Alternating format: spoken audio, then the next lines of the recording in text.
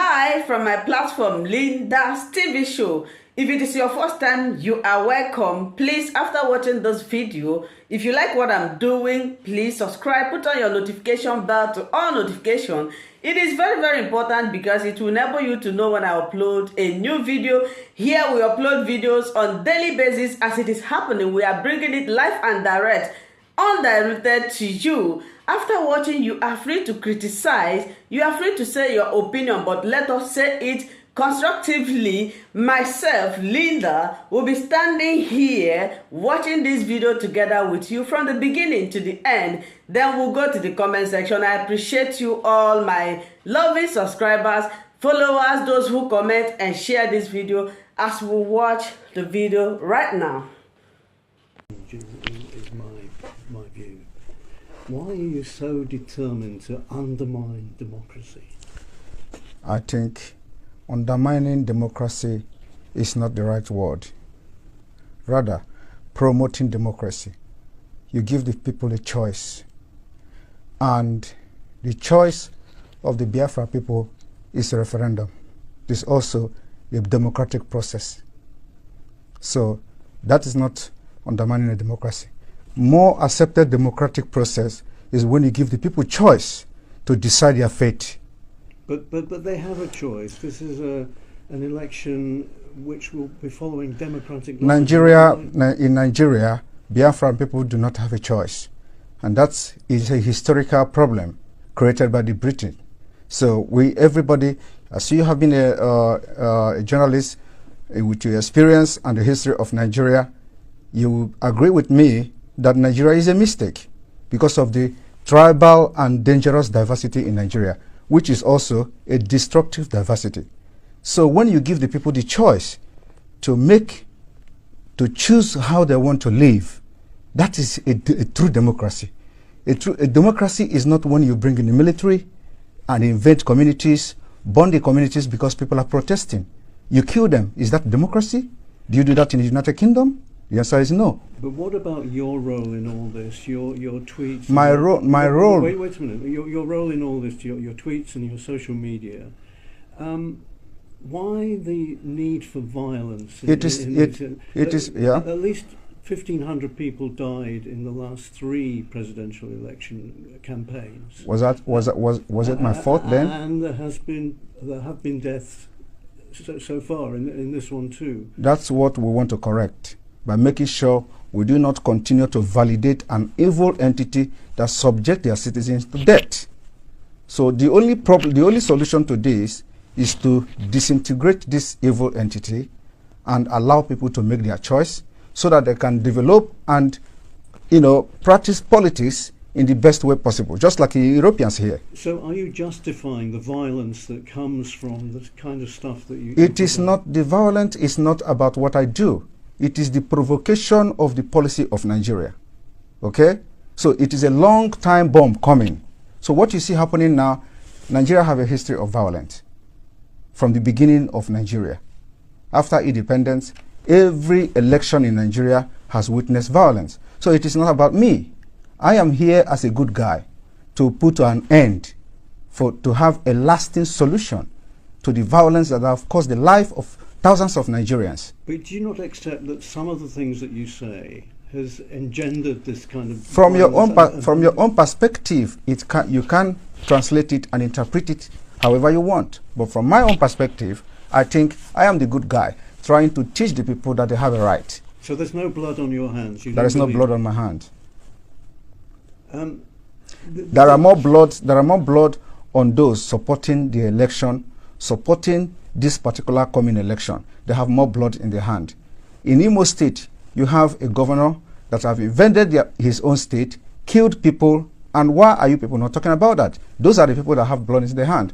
All the people that have been elected in Nigeria since 1960 all have had bloods in their hands, and nobody is asking the question.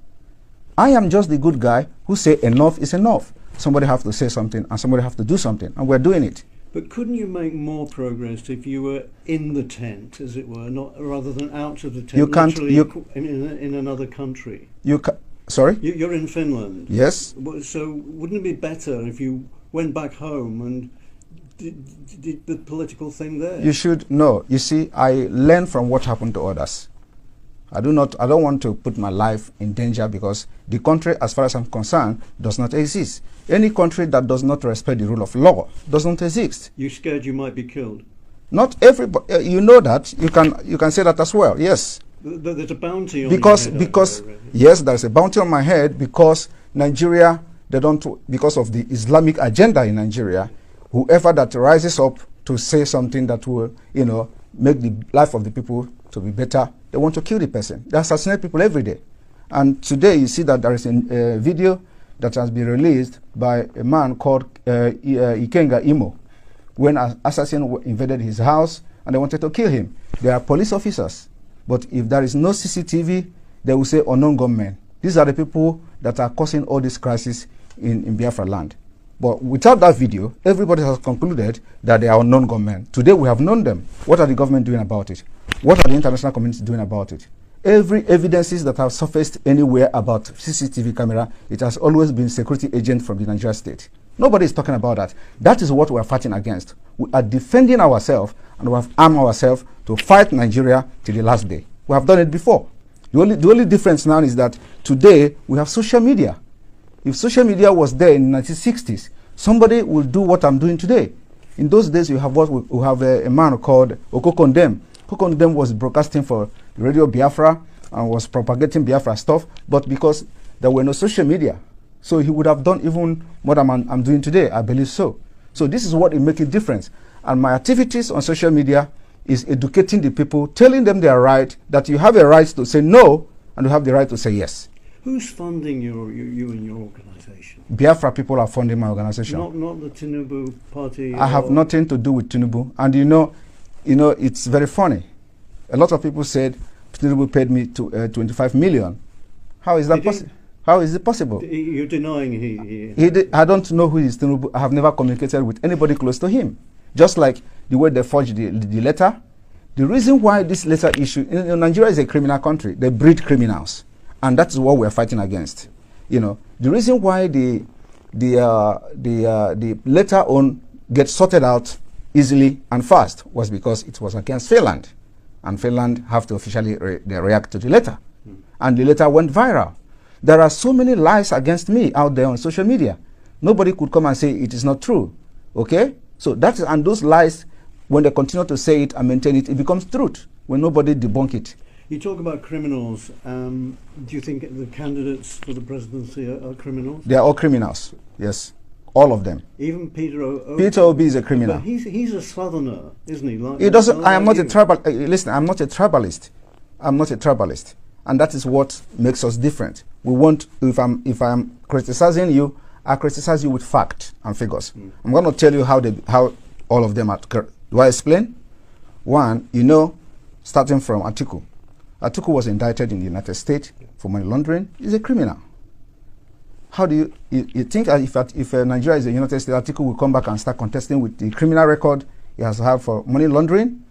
Tinubu was indicted in the United States for drug pushing. The records are there. So it's criminal. Nigeria is being ruled by criminals, and they breed criminals. Peter Obi his name was in Pandora. He didn't deny it. It's also the part of international money laundering crime. He has $15 million in offshore accounts. But surely Obi, being a southerner, is on the side of your people. That is the problem. Why must you have somebody that have to be in the side of my people? That is the dangerous diversity that have brought us this far, because it will never work. Everything about Nigeria is what favors my people. We want a Biafra where everything favors everybody. But when you have Nigeria, it is either Fulani. Now we don't even have Hausa anymore because Fulani have overshadowed them.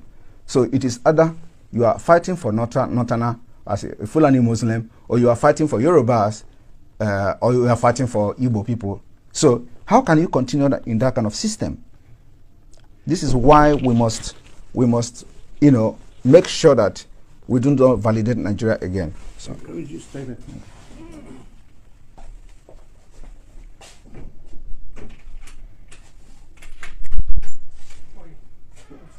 Yeah. Okay. No, no. Yeah, cool. It's a meter. Yeah. Sorry, that's my security. Yeah. Right. What's your relationship with Mr. Kanu at the moment? Kanu is the leader of indigenous people of Biafra, and I regard him as my leader. Do you talk? Do you have contact with him? Well, we communicate somehow, but that's a confidential issue. Because you see, he's disavowed violence. He thinks he's made statements to say that everybody condemn violence. I condemn violence. Okay. I have always condemned violence. On social media, maybe you don't follow that. But where is the violence coming? Who are those committing the violence? They are the Nigeria state. And their intention is to use violence to blackmail what we're doing. And of course, you do not expect people who are Nigerians who are angry, who have lost hope. And the next thing you see from them is when you are hopeless, you become violent. So what is happening now is not caused by anybody. It is caused by the system itself. And until we begin to understand that the violence happening in Nigeria is being generated by the Nigeria system itself, we will never be telling ourselves the truth. Are you going to rein in your rhetoric a little bit now? Because How? We're in the election period. You know people hang on to your words, and it can cause some violence, can't it? Well, I don't care. We are already at war. In Biafra side of Nigeria, there is a war going on there, and I don't know why medias are not covering it. Do you see a democratic place where the plane will be throwing bombs to the people? It's war. The villages are getting burnt, houses are getting burnt. Even in Ukraine, where you're going to now, the number of people dying in Biafra land outnumber the people dying in Ukraine. So how do you balance that? And who are doing this? The Nigeria themselves, the Nigeria state. When the military comes to the village, instead of protecting the people, they get angry because they obey our orders and then they start burning their villages. So we don't want to continue like that. We want to have, the only solution to this is the disintegration of Nigeria. And if Nigeria do not disintegrate now, the disintegration later on will be very, very, very chaotic. It will be very hard before international community, if they continue to let us manage this and force people into election in Biafra land, when this time bomb is going to explode, it will affect everyone. One last question. Yeah. Who's going to win the election? Election is not happening in Biafra land. Because you don't want people to vote? Not me. Biafra have decided. I am telling you the fact. There is nothing that will make Biafran's people to go out and vote. This is a life and death matter. We have come a long way. For over 50 years, Nigeria have done all manner of genocide, committed genocide against our people, kill us every day, and you expect us to allow them to continue to kill us, to elect governors that will bring military and militarize our territory? We can't do that again. That's 11 million votes, isn't it? Nobody will vote in Biafra land. I am telling you the fact. It will shock the world. We've made up our mind and we know what we have on ground. Nobody will vote in Biafra land. Even if that undermines the rest of the... It is not undermining. No. This particular civil disobedience is also a democratic process. And I want you to see it in that perspective. When people say, I don't want, it is their choice. And if you think that there are people who want to vote that are bigger in number, conduct a referendum. As simple as that. For now, we control 90% of Biafra people. 90%. Thank you. Thank you very much. Very good.